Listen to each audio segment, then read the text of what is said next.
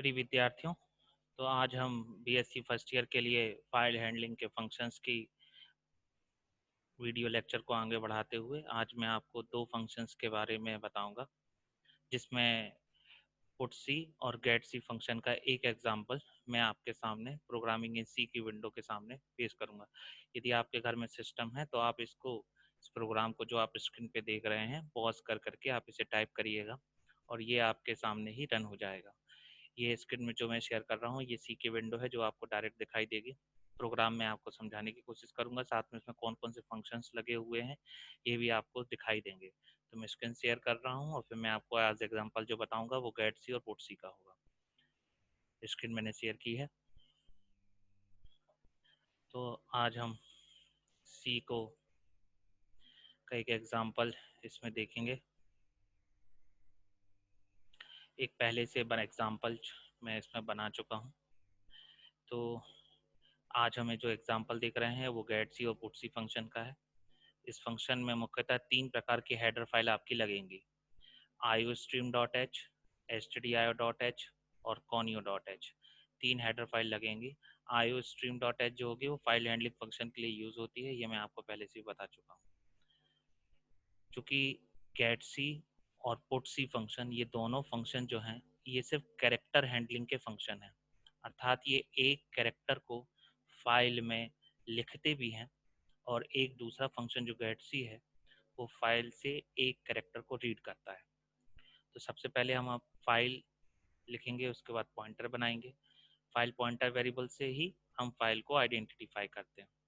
एक मैसेज लिखेंगे enter the file information, ताकि यूज़र को ये पता चल सके कि उसे किस प्रकार की इंफॉर्मेशन एंटर करना है। सिंटेक्स क्या यूज़ करेंगे हम, F P equal F open B S C और डब्ल्यू। वैसे मैं पिछले वीडियो में आपको बता चुका हूँ, यहाँ बी एस सी जो है ये फाइल का नाम है जहाँ पे आपकी इंफॉर्मेशन स्टोर होगी, और डब्ल्यू क्या है, उसका मोड है जहाँ पे हम फाइल के बारे में लिखेंगे।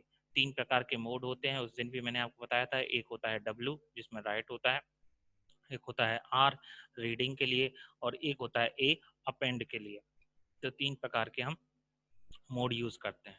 इसके लिए हम एक लूपिंग स्टेटमेंट का उपयोग करेंगे फाइल में इंफॉर्मेशन को राइट करने के लिए। वाइल लूप लेंगे। हमने एक वेरिएबल लिया हुआ है सी एच, ये किस टाइप का है, कैरेक्टर टाइप का है, मतलब फाइल में किस प्रकार की इंफॉर्मेशन जाएगी, सिर्फ कैरेक्टर प्रकार की ही इंफॉर्मेशन जाएगी। अब इस फंक्शन को ध्यान से देखिएगा। ये फंक्शन हमने लगाया है get C H A R. ये जो फंक्शन है ये बाकी दो के जो फंक्शन है गेट सी और पुट सी थोड़ा सा अलग है, इसको ध्यान से समझिएगा। एक फंक्शन जो अक्सर आप पढ़ते आए हैं, जो पहली या दूसरी यूनिट से आपने देखा है, वो है गेट सी एच। और एक ये जो फंक्शन आप सामने देख रहे हो ये है get C H R. Get C H और गेट सी एच आर में अंतर क्या होता है? गेट सी एच में कीबोर्ड से हम एक कैरेक्टर इनपुट में देते हैं, एक कैरेक्टर ये इनपुट में लेता है गेट सी एच में, पर वो अक्षर दिखाई नहीं देता।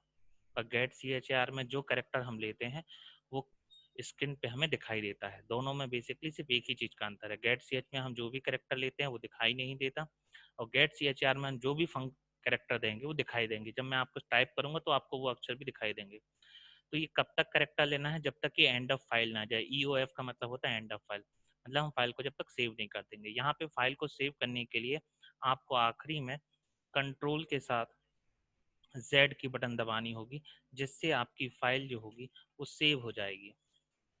फाइल सेव हो जाएगी। जब हम आखिरी में मैटर लिख देंगे तो हमें क्या करना होगा, कंट्रोल के साथ जेड करना होगा, तो फाइल क्या हो जाएगी, हमारी सेव हो जाएगी। ये फंक्शन हम पढ़ चुके हैं। पुटसी बहुत आसान है। पुटसी फंक्शन का उपयोग कैरेक्टर को फाइल में इंसर्ट कराने के लिए यूज किया जाता है। कैरेक्टर को फाइल में इंसर्ट कराने के लिए इसका उपयोग किया जाता है। तो ये प्रोसेस लगातार चलती रहेगी जब तक कि यूजर के द्वारा कंट्रोल जेड को प्रेस नहीं किया जाता। आखिरी में हम क्या कर देंगे, फाइल को क्लोज कर देंगे। फाइल क्लोज हो जाएगी क्योंकि राइटिंग की प्रोसेस पूरी की पूरी फिनिश हो जाएगी। बहुत सरल प्रोग्राम है ये। फाइल को एक बार ओपन करना है, किस मोड में ओपन करना है, डब्ल्यू मोड में ओपन करना है। C H equal to get C H R लगाना है, मतलब हम एक एक करेक्टर लेते जाएंगे और वो करेक्टर सी एच में आएगा, और इस कैरेक्टर को हम कहाँ पहुंचा देंगे, हम फाइल में पहुंचा देंगे। कीबोर्ड से कैरेक्टर लेना है, कीबोर्ड से कैरेक्टर को लेना है, और उस कैरेक्टर को हमको कहाँ पहुंचा देना है, फाइल में पहुंचा देना है। जो लाइन मैं आपसे कह रहा हूँ आप उसी लाइन को याद कर लीजिए। कीबोर्ड से कैरेक्टर लेना है, वो कैरेक्टर कहाँ स्टोर होगा, CH में स्टोर होगा, और उस CH को हमें कहाँ पहुँचा देना है, फाइल पॉइंटर में। फाइल पॉइंटर मतलब FP, FP किससे जुड़ा हुआ है, BSC, मतलब BSC में जाके वो लिख जाएगा। जो फाइल को हम आखिरी में क्या कर देंगे, कंट्रोल के साथ Z से फाइल सेव हो जाएगी। अंत में क्या कर देंगे, हम फाइल को क्या कर देंगे, क्लोज कर देंगे। फाइल जैसे ही हमारी क्लोज हो जाएगी, उसके बाद हम आउटपुट के लिए नीचे जाएंगे। हमने क्या लिखा है, printf/n आउटपुट, हमें आउटपुट दिखाई देगा। फाइल को हम दोबारा ओपन करेंगे क्योंकि हम उसे अब रीड कर रहे हैं, क्योंकि फाइल में तो इन्फॉर्मेशन जा चुकी है, अब हम उसे रीड करेंगे। तो फाइल में इन्फॉर्मेशन को रीड करने के लिए हम फिर से वही सिंटैक्स यूज करेंगे, fp = f open bsc r। अब हमने मोड को चेंज कर दिया है।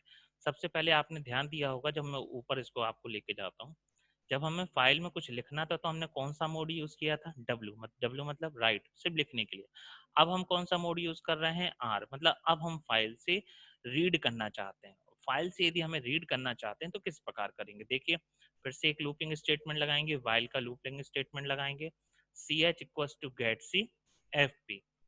गेटसी फंक्शन का उपयोग क्यों करते हैं, फाइल से एक कैरेक्टर को रीड करने के लिए, क्योंकि हमें कैरेक्टर अब जो है वो कहाँ पहुंच चुके होंगे, फाइल में पहुंच चुके होंगे।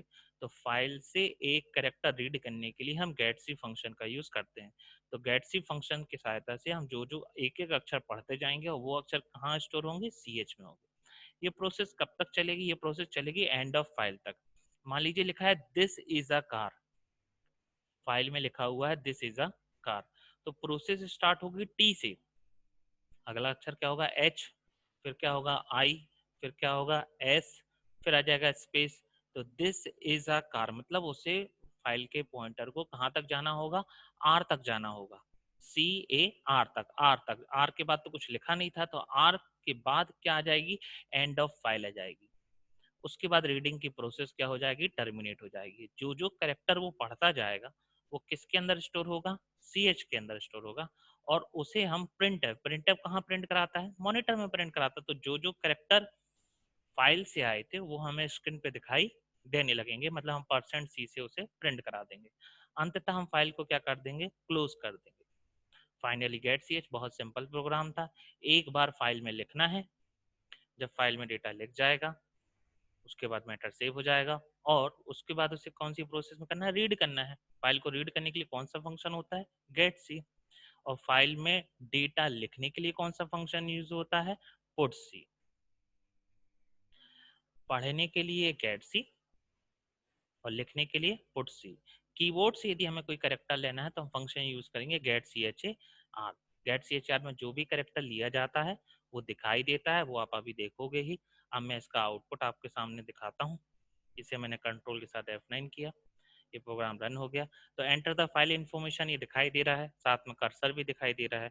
अब मैं लिखूंगा दिस इज अ कार, ये मैंने आपसे कहा था दिस इज अ कार, क्योंकि मैंने यहीं तक लिखे, अक्षर लिखे हैं।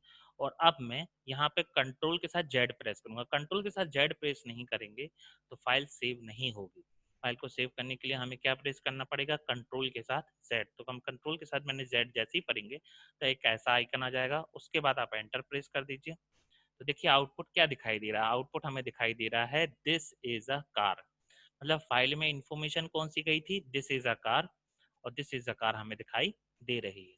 इसका यदि हमें प्रूफ देखना है कि वाकई में ये इंफॉर्मेशन गई है या नहीं गई है, हम वापस यहाँ आते हैं, फाइल में जाते हैं, डॉस सेल में जाते हैं, और यहाँ पर हम लिखते हैं टाइप, और फाइल का नाम हमारे क्या था, फाइल का नाम था BSC। तो बी टाइप कमांड होती है डॉस की जो फाइल की इंफॉर्मेशन को देखती है। तो टाइप BSC हम करेंगे तो देखिए आ गया दिस इज अ कार, मतलब हमारी फाइल वहां तक पहुंच चुकी है और डेटा हमारा सेव हो चुका था। जबकि सी का प्रोग्राम में आउटपुट कभी भी सेव नहीं होता। फाइल हैंडलिंग इसलिए बनाई गई थी ताकि हम उसके आउटपुट को सेव कर सकें। आई होप आपको ये प्रोग्राम अच्छे से समझ में आया होगा। ये बहुत ही सिंपल एग्जाम्पल है, इसे हम गेट सी और पुट सी का कहते हैं। इसे बहुत अच्छे से देखिएगा, और इसे वीडियो को कम से कम 2 बार देखिएगा तो आपको ये आसानी से क्लियर हो जाएगा।